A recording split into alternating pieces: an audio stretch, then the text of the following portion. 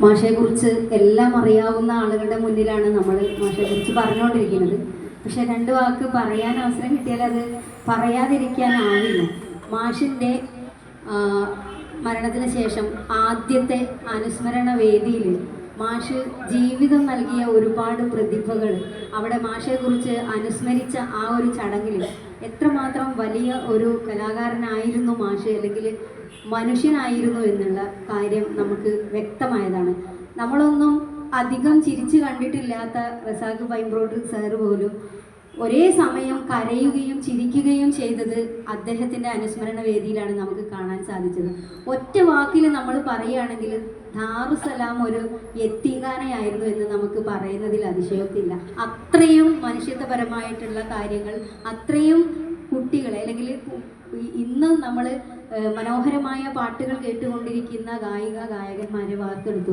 പലരും അദ്ദേഹത്തെക്കുറിച്ച് പറയുമ്പോൾ വികാരാധീനരാകുന്നത് നമ്മൾ കാണാറുണ്ട്. അദ്ദേഹം പലർക്കും പലതുമായിരുന്നു.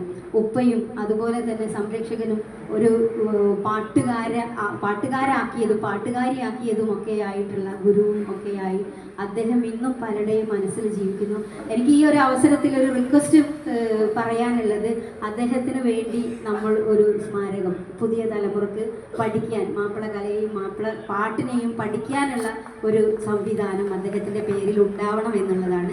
നന്ദി, നമസ്കാരം. ഒരുപാട് കാര്യങ്ങൾ പറയാനുണ്ട്. എനിക്കുണ്ടായ അനുഭവങ്ങളൊക്കെ നല്ലളം ദേവദാസ് സ്കൂളിൽ വെച്ചിട്ട് ഞാനൊരു മത്സരവേദിയിൽ പാട്ടുപാടി ഇറങ്ങുമ്പോൾ അദ്ദേഹം എന്നെ വിളിച്ച് കൂട്ടത്തിൽ പാടാൻ പോരുന്നോ എന്ന് ചോദിച്ചപ്പോൾ എൻ്റെ ഒരു ജീവിത സാഹചര്യം കൊണ്ട് ആ ടീമിൽ അംഗമാവാൻ സാധിക്കാത്തതിൻ്റെ വേദന ഇന്നും മനസ്സിലുണ്ട്. അപ്പോൾ നമുക്ക് അത്തരത്തിൽ ഒരുപാട് പിന്നീടാണ് കുഞ്ഞിക്കയൊക്കെ പരിചയപ്പെടാനും ഈ ഒരു എന്താ പറയുക അദ്ദേഹത്തിൻ്റെ മക്കൾ, ഞാൻ റേഡിയോയിലേക്ക് ഒരു സ്ക്രിപ്റ്റ് എഴുതിയതിൽ ഞാൻ പ്രത്യേകം ഒരു 2 എപ്പിസോഡ് അദ്ദേഹത്തെക്കുറിച്ച് പറഞ്ഞിട്ടുണ്ട്. കാരണം ഇത്രയും സ്നേഹസമ്പന്നരായ മക്കളുള്ള ഭാഗ്യം ചെയ്ത ഒരു കലാകാരനാണ് വി എം കുട്ടി മാഷ്. നന്ദി, നമസ്കാരം.